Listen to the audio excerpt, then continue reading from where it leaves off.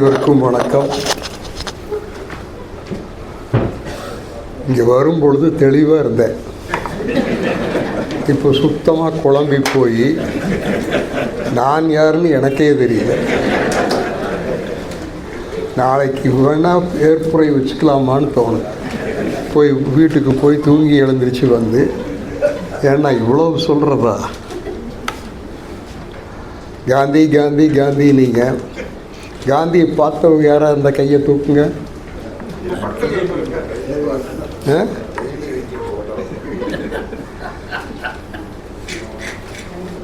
காந்தியை தொட்டு பார்த்தவங்க யாராவது இருந்தால் கையை தூக்குங்க.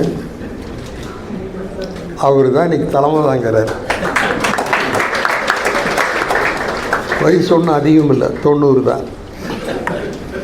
மகாத்மா காந்தியை அருகாமையில் பார்த்து அவரை தொட்டு பேசிய பெருமை பேசல ஏவி அண்ணாவுக்கு உண்டு. இதை ரொம்ப விமர்சையாக கொண்டாடணும்னு நம்ம தலைவருக்கு ரொம்ப பிரியம். இப்படித்தானுங்க, ரொம்ப பிரியம்.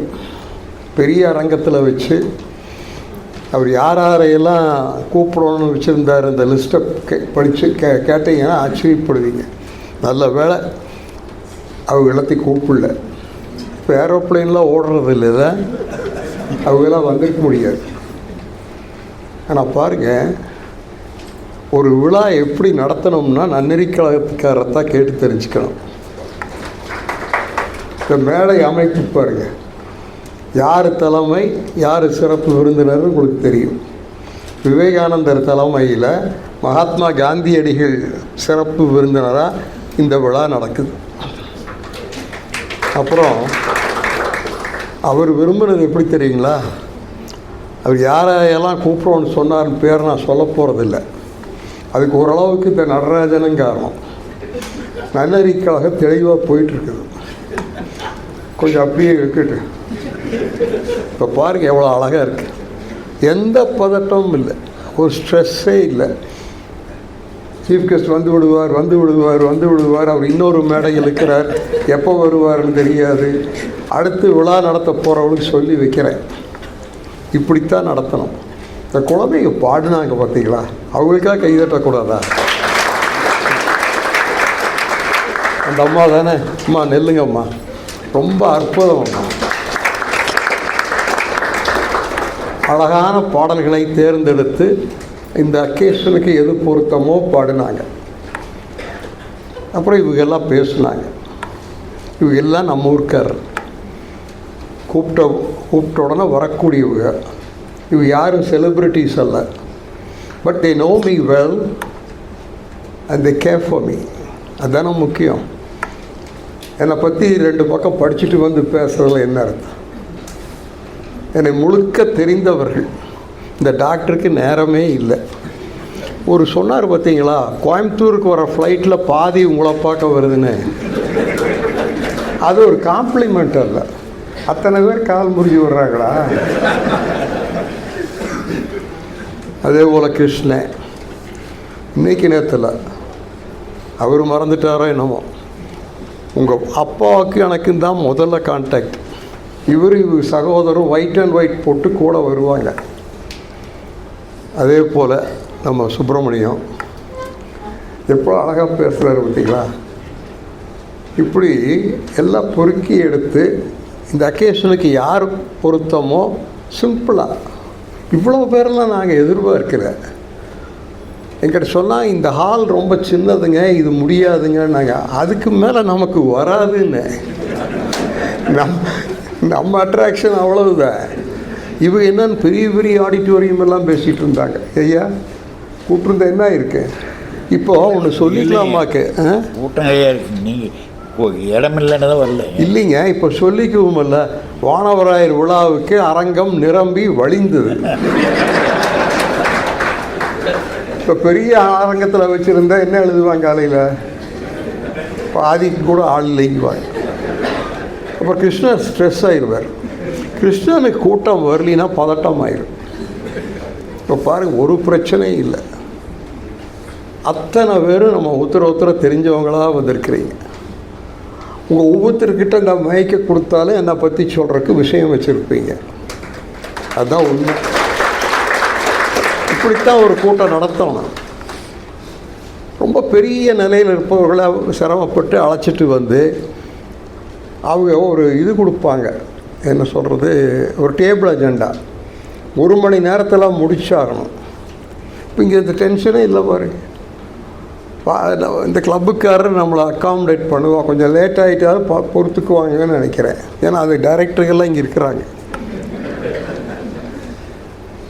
ஆனால் என்னை பற்றி இத்தனை சொன்னீங்க, இது பூரா யாருக்கு போய் சேரோம்னா எங்கள் வம்சத்துக்கு தான் போய் சேரும்.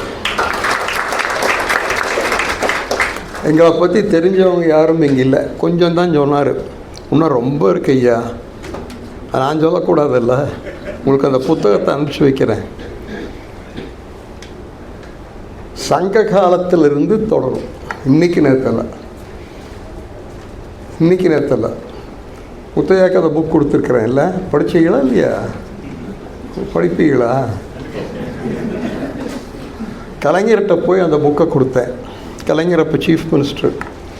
உடனே கலைஞர் சொன்னார், இதை கவர்மெண்ட் நாங்கள் டேக் ஓவர் பண்ணிக்கிறோம். there's so much of history in it. இது ஒரு குடும்பத்தின் கதை இல்லை, ஒரு பகுதியின் கதையும் அல்ல, ஒரு இனத்தின் கதையும் அல்ல, ஒரு தேசத்தின் கதைன்னு கலைஞர் சொன்னார். ஆனால் நானும் எங்கள் அண்ணாவும் ஒரு முடிவு பண்ணோம், இந்த புத்தகத்தை முறையாக ஒரு விழாவாக வச்சு வெளியிடக்கூடாது, விளம்பரப்படுத்தக்கூடாது, நம்ம பெருமையை நாமளே பேசக்கூடாது, விரும்பி கேட்குறவங்களுக்கு கொடுத்தா போதும் அப்படின்னு சொன்னோம். ஆகவே இன்றைக்கி நீங்கள் பேசுனது அத்தனையும் இன்றைக்கி நேரத்தில் எத்தனை தலைமுறையாக வாழ்ந்தாங்க, எத்தனை காரியங்களை பண்ணியிருக்கிறாங்க, எங்கிருந்து வந்தோங்கிறதெல்லாம் அந்த புக்கில் இருக்குது. ஆகவே இது பூரா அவங்களுக்கு போய் சேரட்டும், எனக்கு அல்ல. அது அதோட சரி. இப்போது எத்தனையோ பேர்த்துக்கு நான் விருது கொடுத்துருக்குறேன். அவங்களை இப்படி உட்கார வச்சுட்டு மணிக்கு நிறையா பேசுவோம். அப்போ தான் எனக்கு தெரியல அவங்க எவ்வளோ கஷ்டப்பட்டுருப்பாங்க. இப்போ தான் எனக்கு தெரியுது ரொம்ப சிரமம். இந்த 1 மணி நேரம் 1.5 மணி நேரம் போகிறதுக்குள்ளே போதும்போது நான் ரொம்ப இதை தாங்கிக்கிறதுக்கு ஒரு என்ன சொல்லலாம், ஒரு மன வலிமை வேணும். எனக்கு நம்மளுக்கு அது பழக்கம் இல்லையல்ல. இன்னும் சிலர் இருக்கிறாங்க என்னுடைய நண்பர்கள், அவங்க பேசி கேட்கணும், மயக்கமே வந்துடும். ஆகவே அதனால தான் உட்காந்துட்டு பேசுகிறேன், நின்றுட்டு பேசினா முடியாது. ஆனால் ஒருவருக்கு 80 ஆனால் 81வது வயசில் இவங்கெல்லாம் ஒன்றா கூடி அவங்க தகுதியெல்லாம் பார்த்து முடிவு பண்ணி கொடுக்கலாமான்னு முடிவு பண்ணி இந்த விருதை தருவாங்க. ஆனால் என்னை பொறுத்த வரைக்கும் எனக்கு 70 ஆன பொழுது ஞாபகம் இருக்குங்களா, இவங்கெல்லாம் எனக்கு தர விரும்புனீங்க. அப்போ நான் சொல்லிவிட்டு அதுக்கான தகுதியோ இல்லை அதுக்கான ஒரு பக்குவமோ எனக்கு இன்னும் இல்லை, இவ்வளோ பெரிய விருதை வாங்குகிற அளவுக்கு இன்னும் எனக்கு தகுதி போராதுன்ட்டேன். 10 வருஷத்துக்கு அப்புறம் மீண்டும் 10 அவன் வந்து சரி இப்போவாது வாங்கிக்க கொடுக்குறோம்னு நாங்கள் சரின்னு சொல்லிட்டேன். அப்போ இப்போ உங்களுக்கு தோணும், அப்போ இப்போ உனக்கு அந்த தகுதியும் பக்குவம் வந்துட்டு தானே கேட்குறீங்க இல்லையா? அன்னைக்கு இல்லை வேண்டாம், நீங்கள் இன்றைக்கி இருக்குது வாங்கிக்கங்கிறீங்க. அப்போ அந்த தகுதியும் பக்குவம் வந்துட்டு தானா? வரல, பின்ன எப்படி வாங்கிட்டீங்க? வயசாகிடுது. இப்போ டாக்டர் JKP பார்த்துட்டே இருக்கார், அவர் தான் நம்ம டாக்டர். இன்றைக்கி நான் முழுசாக உட்காந்துருக்கிறேன்னா அந்த ஒரு மனுஷனுக்காக நீங்கள் கை தட்டணும்.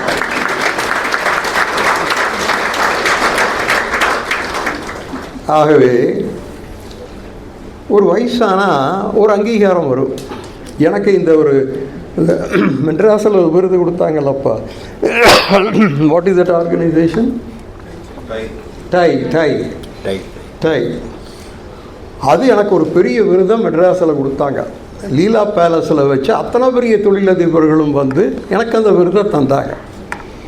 அப்போ நான் ஓப்பனாகவே கேட்டேன், என் தகுதி பார்த்து தந்தீங்களா என் வயசை பார்த்து தந்தீங்களான்னு? அந்த ஆள் ஓப்பனாக சொல்லிட்டார், வயசுக்காகத்தான் தந்தோம். அதே போல் பத்மநாபன் என்னை அழைக்க வந்த பொழுது என்ன தகுதி பார்த்து வந்தீங்கன்னு கேட்டேன். You such a nice man. உடனே இவர் மற்றவங்களை பார்த்து ஆமாம் நாம் அதை பற்றி யோசிக்கவே இல்லையே. ஒரு தகுதியும் இல்லை, ஒன்றும் இல்லை. பட் இத்தனை நடக்குதுன்னா நான் சொன்னது போல் யாரோ பண்ண புண்ணியம் வட்டி முதலுமா அறுவடை செய்ய நான் இந்த பிறப்பில் வந்திருக்கிறேன். மற்றபடி நான் பண்ணது ஒன்றும். இப்போ நான் சங்கருக்கு சொல்கிறேன், ஐயா நமக்கு பொறுப்பு ரொம்ப அதிகம், ரொம்ப அதிகம். நாம் ஒரு சின்ன தவறு பண்ணாலும் சமுதாயம் நம்மளை உற்று நோக்கும். ஜாக்கிரதையாக வாழணும். ஆமாம், பெரிய பாரம்பரியத்தில் வந்துட்டோம்னா பொறுப்பு ரொம்ப அதிகம். இப்போ இங்கே சொன்னாங்க இது என்ன ஒரு பெரிய விருதுன்னு கேட்டாங்க. ரொம்ப பெரிய விருது. காரணம், அந்த விருதுக்கு ஒரு பெருமை எதனாலைன்னா யார் கொடுக்குறாங்கங்கிறது இல்லைங்களா. நன்னெறி கழகம் என்பது சாதாரண நினைக்காதீங்க. நடராஜன் அழகாக சொன்னார் அந்த வரலாறு. 1950 மே 6 ராஜா ஸ்ட்ரீட்டில் அப்பொழுது கேஆர் அண்ட் சன்ஸ்னு ஒரு நகைக்கடை இருக்கம்மா, உங்களுக்கெல்லாம் தெரிஞ்சிருக்கு இல்லை? நம்ம தலைமுறைக்கெல்லாம் தெரியும். இப்போ இல்லையா அது? கேஆர் அண்ட் சன்ஸ்னு ஒரு நகைக்கடை. அதனுடைய மாடியில் 20 பேர் சந்தித்து பேரூர் தமிழ் கல்லூரியினுடைய முதல்வர் நடேச கவுண்டர் அவர்களுடைய தலைமையில் கூடி முடிவு பண்ணுறாங்க இப்படி ஒன்று ஆரம்பிக்கலான்னு. ஆனால் அது ஆக்சுவலாக ஆரம்பித்தது 1956 ஆகஸ்ட் 26. வெள்ளக்கணர் சன்மார்க்க சீலர் சொல்லக்கூடிய சுபேகவுண்டர் அவர்கள் தலைமையில் குன்றக்குடி அடிகளார் வந்து தொடங்கி வச்சார். இப்போ இந்த 69 ஆண்டுகளிலிங்க இந்த பகுதியில் குறிப்பிட்டு சொல்லக்கூடியவர்கள் அத்தனை பேரும் டைரக்டாவோ இன்டைரக்டாவோ இந்த நன்னெறி கழகத்தோடு தொடர்பில் இருந்திருக்கிறார்கள். அந்த மலரை பார்க்கணும். நீங்கள் முதலெல்லாம் வேற பேரில் இந்த விருது நிறையா கொடுத்துட்டு இருந்தாங்க. தமிழ் அறிஞர் மேல தமிழ்நெறி செம்மல் அப்படிங்கிற பேரில் கொடுத்துட்டு இருந்தாங்க. அப்பாவெல்லாம் அருட்செல்வரெல்லாம் இதில் ரொம்ப தொடர்புள்ளவங்க. அந்த அந்த அந்த வரலாறு இந்த இந்த இந்த அமைப்பினுடைய வரலாறை படிச்சிங்கன்னா பிரமிப்பாக இருக்கு. அத்தனை பெரியவர்களும் அதில் பாபுராஜ் பேரை சொல்லாமட்டீங்க. சொன்னீங்களா? செக்ரட்டரி ஒருத்தர் இருந்தார், எனக்கெல்லாமே தெரியும். நானே 50 வருஷமாக இதோட தொடர்பில் இருக்கிறேன். ஜிகேஎஸ் இன்னும் பெரியவங்கெல்லாம். அப்பேற்பட்ட ஒரு அமைப்பு. அதனுடைய நோக்கம் என்னன்னு அந்த புத்தகத்தில் இருக்குது. நீங்கள் தான் எழுதியிருக்கிறீங்க, கிருஷ்ணன் எழுதியிருக்கார். இதனுடைய வரலாறை நீங்கள் ஒரு கட்டுரையை எழுதியிருக்கீங்க. அதில் தான் நான் படித்தேன். இதை பூரா அதிலிருந்து தான் தெரிஞ்சிட்டேன். நன்னெறி கழகத்தினுடைய நோக்கங்கள் என்னன்னு பார்த்தேன். எனக்கு என்ன ஒரு ஆச்சரியம்னா 69 ஆண்டுகளுக்கு முன்பாகவே இப்படி ஒரு அமைப்பு தேவைப்பட்டிருக்கு. அப்போ சமுதாயம் ரொம்ப நல்லா இருந்தது. இப்போ மாதிரி அல்ல. நம்ம யாரோ சொன்னாங்களே, காமராஜர் கூட நான் ரொம்ப நெருக்கமாக இருந்தேன். எந்த அளவுக்கு நெருக்கம் தெரியுங்களா? நான் தான் கார் ஓட்டுவேன் காமராஜருக்கு. அந்த அளவுக்கு நெருக்கம்.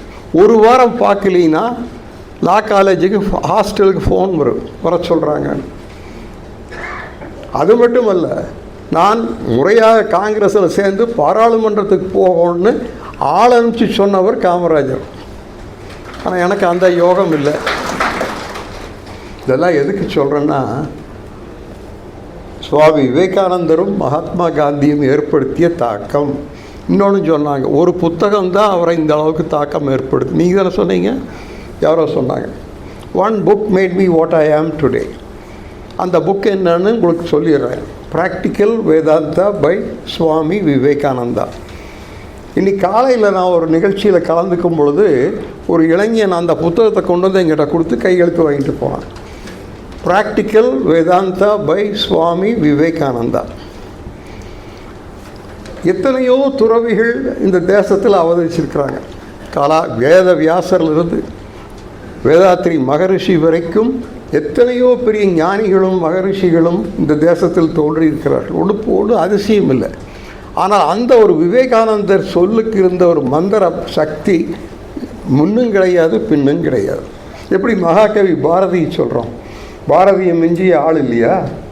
ஆனால் ஏன் பாரதிக்கு இவ்வளோ ஒரு மரியாதை? அதனால தான் இங்கே கல்லூரிகளெல்லாம் இப்படி பார்த்தீங்கன்னா விவேகானந்தர் சில 6 அடிக்கு இருக்குது, இந்த பக்கம் பார்த்தீங்கன்னா பாரதி 6 அடிக்கு இருக்குது. ஒரு பையன் இது ரெண்டையும் பார்த்தான்னா வேலை முடிஞ்சுது. பாடம் ஒன்றும் சொல்லித்தர வேண்டாம், ஒரு பாடம் வேண்டாம். இப்போ நம்ம பாரத வித்யா பவன் தலைவர் NVN வந்திருக்காங்க. நீங்கள் வச்சுருக்கீங்களா ஐயா 2 சிலை? இல்லை இல்லை, எதுக்கு சொல்கிறேன்னா,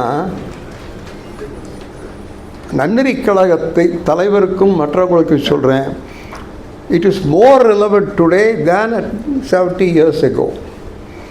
70 ஆண்டுகளுக்கு முன்பு இருந்த சமுதாயம் அல்ல இன்று உள்ள சமுதாயம். சில வகையில் அபாரமாக முன்னேறி இருக்கிறோம், மறுக்கலை. சில வகையில் பாதாளத்துக்கு போயிட்டோம், அதையும் நாம் ஒத்துக்கணும். ஆகவே இதையெல்லாம் மாற்றி அமைக்கணும். யாரால் முடியும்னா பள்ளிக்கூடங்களில் ஆசிரியர்களால் மட்டும்தான் முடியும். கல்லூரியும் கூட சொல்ல மாட்டேன். இன்னும் சொல்ல போனால் அப்துல் கலாம் சொல்லுவார், ஆரம்ப பள்ளிக்கு வரும். அப்துல் கலாம் சொல்கிறாரு, எனக்கு இன்னொரு பிறப்பு இருக்குமே, ஆனால் நான் ஒரு ஆரம்ப பள்ளியில் கிராமப்புறத்தில் ஒரு தமிழாசிரியனாக பிறக்க வேண்டும்னு சொல்லுவார். அவ்வளோ பெரிய மனுஷன். ஆகவே இதெல்லாம் சந்தோஷமாக இருக்கிறோம். நம்ம இப்படி ஒரு மாலை பொழுதில் எல்லாம் கூடியிருக்கிறோம். ஆனால் to tell you the truth, nobody is happy today. If you open the morning news paper or if you watch the news in the TV, tell me how many of you are happy? Nobody is happy. எல்லாம் நல்லா இருக்கிற மாதிரி நாமளே ஏமாற்றிட்டு இருக்கிறோம். என்னங்கிறாம் sir, ஒத்துக்கிறீங்களா? ஒன்றும் நல்லா இல்லை. அதெல்லாம் விரிவாக சொல்கிறதுக்கு இது அக்கேஷன் அல்ல. ஆனால் நன்னெறி கழகத்துக்கு மிகப்பெரிய பொறுப்பு இருக்குதுன்னு சொல்ல வர. ஏதோ விளையாட்டாக நினைக்காதீங்க. ஆனால் பத்மநாபன் கேட்பார், எல்லாம் கெட்டு போச்சு, நான் எப்படி இந்த கழகத்தை தொடர்ந்து நடத்தி எடுத்து நிறுத்துறதுன்னு கேட்பார். அதுக்கு பதில் நான் வச்சிருக்கிறேன் பத்மநாபன். இதே கேள்வி என்னை கேட்பாங்க, எல்லாம் கெட்டு போச்சு, நீங்கள் ஒரு பாரத வித்யா பவன் மூலியமாக என்ன பண்ணுறதாக உத்தேசம்னு கேட்பாங்க. பாரத வித்யா பவன், கம்பன் கழகம், நன்னெறி கழகம், சன்மார்க்க சங்கம், நம்மளுக்கெல்லாம் ரொம்ப பொறுப்பு இருக்கு ஐயா. விளைவுகளை பற்றி கவலைப்படாதீங்க. ஒரு 10 பேர் சேர்ந்து இந்த தேசத்தை மாற்ற முடியும்னா முடியும். இது நான் சொல்ல, சொன்னவர் அங்கே நிற்கிறார், நான் இடம் மாதிரி உட்காந்துருக்கிறேன். நான் சொல்கிறது பூரா அங்கிருந்து வருது, அதுதான் நம்ம டிரான்ஸ்மிட்டர். ஆகவே சொல்லியிருக்கார், the worst is over for India. Days ahead are going to be great, said the great man. It was he who said 50 years in advance at Rameshwaram, for the next 50 years, worship only Bharata Mata. India is bound to be free.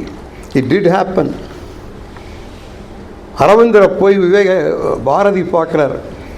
அரவிந்தரை Bharathi கேட்குறார், நம்ம ஆயுசு காலத்தில் நம்ம நாட்டுக்கு சுதந்திரம் வருமானம். அப்போது அரவிந்தர் அப்போ தான் தவசில் இருந்து முடிக்கிறார். Bharathi, I see freedom as bright as the midday sun.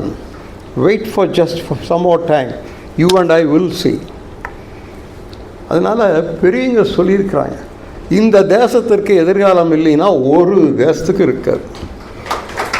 அந்த தாழ்வு மனப்பான்மை விட்டு ஒதுக்குங்கள். இன்றைக்கி இந்தியா எவ்வளோ ஜோராக இருக்குது. 4வது மிகப்பெரிய பொருளாதாரமாக இந்தியா வந்திருக்கு இல்லைங்களா? We are proceeding towards $5 trillion economy. Am I right? Bush calls up Modi. Modi refuses to take the call. That was not the case earlier. One Dr. Manmohan Singh changed everything. It was he who brought the economic reforms. We were growing at 3% GDP. Today we are 7 to 8%. So let us not நம்பிக்கை இழக்கக்கூடாது.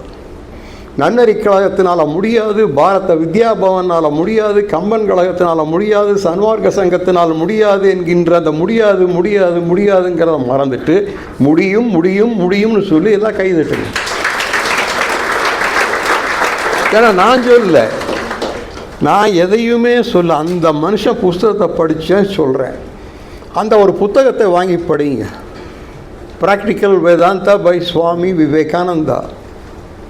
பள்ளிக்கு இப்போ நம்ம SPB அவர்கள் அவருடைய engineering காலேஜில் சுவாமி விவேகானந்தருக்கு ஒரு தியான மண்டபம் கட்ட போகிறார். உண்டு இல்லைங்களா? வந்து என்கிட்ட சொன்னார். வந்து என் வீட்டுக்கு வந்து 2 மணி நேரம் என்கிட்ட பேசிகிட்டு இருந்து பண்ணாரி இன்ஜினியரிங் காலேஜில் சுவாமி விவேகானந்தருக்கு ஒரு தியான மண்டபம் கட்டணும், என்ன பண்ணலாமுங்கன்னு கேட்டார். முதலாக அந்த சிந்தனை வந்ததே, வரும், வர வேண்டிய நேரத்துக்கு எல்லாத்துக்கும் வரும். காரணம் அந்த மனுஷனுடைய பவர். இந்த நாட்டில் எவ்வளோ பெரிய மாற்றத்தை அவர் கொண்டு வந்தாருக்கிறீங்க. ரொம்ப பேர்த்துக்கு சிலதெல்லாம் தெரியாது. இந்த காந்தி அந்த விவேகானந்தரை பார்க்க போனார் வேலூர் மடத்துக்கு. காந்தி போன பொழுது விவேகானந்தர் அங்கே இல்லை.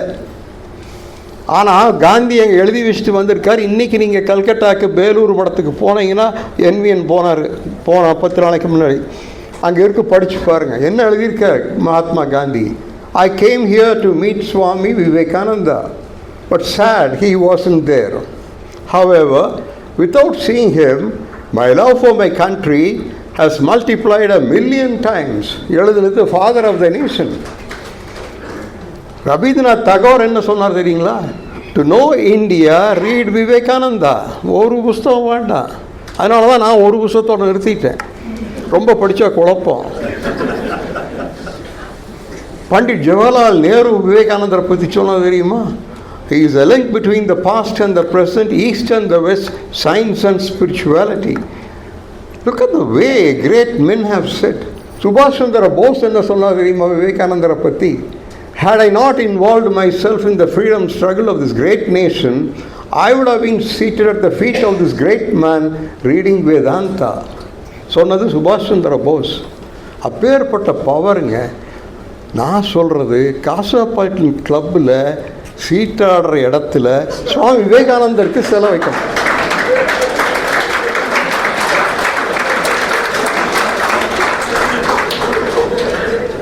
இன்னொரு இடம் இருக்குது, அதை நான் சொல்லலை, அது ரொம்ப அசிங்கமாக இருக்கு. ஏன்னு கேளுங்க. இந்த காசாபாட்டின் கிளப்புக்கு ஒரு மகத்தான சரித்திரம் உண்டு. சித்து சார் உங்களுக்கு தெரியாது. இங்கே ஒரு விஸ்டம் ட்ரீன்னு ஒன்று இருக்கா? உண்டா இல்லையா? இன்னும் இருக்கா? இருக்குல்ல. அந்த விஸ்டம் ட்ரீக்கு அடியில் தான் சுதந்திர போராட்டத்தில் ஈடுபட்டவர்கள்லாம் இங்கே வந்து உட்காந்து பேசிகிட்டு இருப்பாங்க. இதை எனக்கு சொன்னது சி. சுப்பிரமணியம். ஏதாவது ஒரு சப்ஜெக்ட் எடுத்துகிட்டு பேசுவாங்க. அப்போ தான் சி. சுப்பிரமணியம் என்கிட்ட சொன்னார், பாரத வித்யா பவனில் சிந்தனை மன்றம் ஒன்று ஆரம்பிங்க. இந்த கிளப்பு சாதாரணமாக நினைக்காதீங்க. இதுக்கு என்ன வருஷம் இருக்குங்க? 110 வருஷம் இருக்குல்ல. Any idea? 25? 125. Great men have been members and presidents of this organization. எல்லா பேரையும் மறந்துட்டுமேப்பா. அவனாசிங் செட்டியாரை மறந்துட்டோமே, விசி வெள்ளிங்கிரி கவுண்டரை மறந்துட்டோமே, ஜிடி நாயுடுவை மறந்துட்டோமே, ஜிஆர் தாமோதரனை மறந்துட்டோமே, ஆர்கே சண்முகம் செட்டியாரை மறந்துட்டோமே, இன்னும் சி. சுப்பிரமணியத்தை டோட்டலாக மறந்துட்டோமே. அவங்களெல்லாம் மறந்துட்டு தான் நாம் முன்னேற முடியும்னு நினைக்கிறீங்களா? பைத்தியக்காரத்தான். நான் சொல்கிறேன், காசாபாட்டின் கிளப்பில் there has to be a hall of fame where you have to record all the great men. இப்போ குமரகுரு கல்லூரியில் நாம் பண்ணியிருக்கிறோம். All the great men of this Kongu region are now kept there. இது அருட்செல்வர் சொல்லி பண்ணுது. எதுக்கு இதெல்லாம் சொல்கிறேன்னா, ஏற்புரைங்கிற பேரில் எம்பெருமையை பேசி புண்ணியம் இல்லை, உள்ளபடிக்கு ஒன்றும் இல்லை. என்னை பற்றி புத்தகம் எழுதணும்னு எல்லாம் பிரியப்படுறாங்க. எழுதுறதுக்கு ஒன்றும் இல்லை. யோசிச்சு பார்த்தா ஒன்றும் இல்லை. இப்போ விட்டுட்டாங்க. எதுக்கு சொல்கிறேன்னா, என்னமோ இந்த வருஷத்துக்கு நான் தான் கிடச்சேனா இல்லை, அவங்க உண்மையை சொல்லுங்கள் பத்மநாபன். நீங்கள் எனக்கு இந்த விருதை கொடுக்கோன்னு வந்த பொழுது நான் 2-3 பேரை சொல்லி முதல்ல அவங்களுக்கு கொடுங்கன்னு சொன்னா இல்லையா? Did I not say? Yes. They didn't listen to me. இதே கூட்டத்தில் நான் யாரை குறிப்பாக பார்த்து சொல்ல விரும்பலை. என்னை விட தகுதி படைத்தவர்கள் இங்கே ஒரு 10 பேரை என்னால் சொல்ல முடியும். அவங்களுக்கெல்லாம் கொடுத்துட்டு எனக்கு கொடுத்துருக்கலாம். ஆமாம் doctor, I could see here any number of people who are lot more deserving than me. But somehow destiny, this award has come to me, which I cherish a lot. And I accept it in all humility. And again I say I dedicate this to our family. காரணம் அவ்வளவு பண்ணியிருக்கிறாங்க. அந்த புத்தகத்தை படித்து பார்த்தீங்கன்னா தெரியும் என்று சொல்லிட்டு ரொம்ப பேசக்கூடாது, ரொம்ப பேசியாச்சு, அதனால் ரொம்ப பேசக்கூடாது. இது எனக்கு ஒன்று அதிகமாக ஒன்றும் விருது எனக்கு யாரும் தரல. நான் கொடுத்த விருதை எண்ணி பார்த்தீங்கன்னா அளவே இல்லை. சென்னை கொண்டு எவ்வளோ பெரியவங்களுக்கு கொடுத்துருப்பேன்னு தெரியாது. ஆனால் எனக்கு வந்து சேர்ந்தது 2 or 1 தான். என்ன விஷயம் இல்லை சார், இவங்க என் அன்பின் காரணமாக கொடுத்துட்டு இவங்கெல்லாம் கற்பனை பண்ணி 10 நாளாக எனத்தை பேசுகிறேன்னு யோசித்து ஏதோ ஒப்பேற்றிட்டீங்க. இவர் நல்லா சொல்லிட்டார், பேசுகிற கொண்டும் இல்லை பாடிட்டு போயிடுறேன்ட்டு. இதெல்லாம் ஒரு நயமாக பண்ணுறது. ஏவி நயமாக பண்ணுறாரு. 90 வயசு. யார் தலைமையில் நடத்தோன்னு சொன்னோன்னு நடராஜன், நான் யார் பேரை சொன்னேன் சத்தமாக சொல்லுங்க. கேட்ட அடுத்த நிமிஷம் காரணம் அருட்செல்வர் அவர்கள் குமரகுருவிலையும் எம்சிடிலையும் முதல்ல தந்த 2 பெரிய விருதும் இந்த ஒரு மனிதனுக்கு. இன்னைக்கு ஜிஆர் தாமோதரன் நம்ம மத்தியில் இல்லை. ஆனால் இந்த மனுஷனுக்கு எனக்கு எப்படி ஒரு விவேகானந்தரோ அதுபோல் இவருக்கு எல்லாமே ஜிஆர்டி தான். ஜிஆர்டி பற்றி பேச சொன்னீங்கன்னா அழுவார். ஆகவே எல்லாம் இத்தனை பேர் வந்திருக்கிறீங்க, எல்லாம் ரொம்ப பிஸி. இப்போ கேபிஆர் அப்பாரு சார், நீங்கள் என்ன ரேங்க்கு?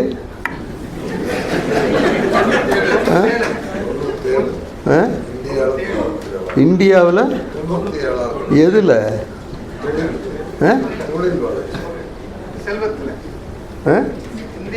அவரே கேட்டுருவோமா? என்னமோ சார், என்ன என் காதுக்கு வந்தது. எதுக்கு சார் கொடுத்தாங்க?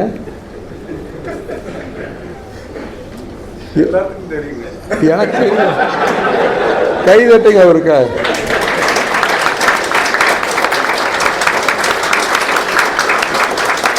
இந்தியாவில் பெரிய பணக்காரர்களில் கோவையைச் சேர்ந்த ஒருவர் 97வது ரேங்கில் வந்திருக்கார். அம்பானியும் அதானியும் அன்னைக்கு ஒன்றுக்கு ஃபோன் போட்டு பேசிட்டாங்க. யார் இந்த ஆள்? கொஞ்சம் எங்கேயும் நாம் ஏமாந்துட்டோம் போல் இருக்கு.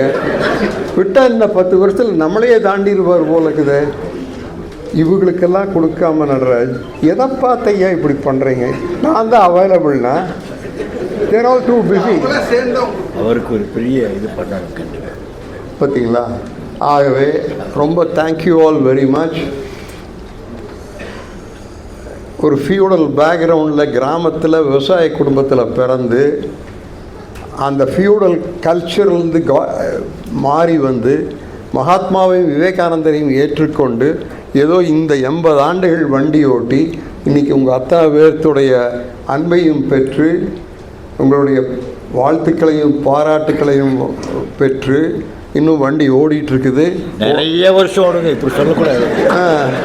இன்னும் ஓடிட்டுருக்குறீங்க. எப்பவும் நீ அது ஜேகேபி சொல்லணும் சார். ஜேகேபி போனீங்கன்னா உங்களுக்கு அவர் தான் டாக்டர்ல. இங்கே கொடுங்க கையை, இப்படி கையை பிடிப்பார், இப்படி பார்ப்பார். கொஞ்சம் முன்னாடியே வந்திருக்கலாம், அதுலேயே பாதிதம் முடிஞ்சது. மீதியே நல்லா Palaniswami பார்த்துட்டார். I am alive today, hale and healthy, all because of this little man. Thank you, doctor. Thank you very much.